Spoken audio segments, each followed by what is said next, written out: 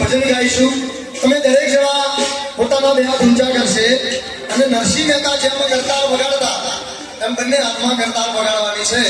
અને ધીરે ધીરે ગાડી ચલાવવાની છે તો કહીએ તો આપણું ભજન બધા બે હાથ ઊંચા કરશે ચુરંગાઈ જા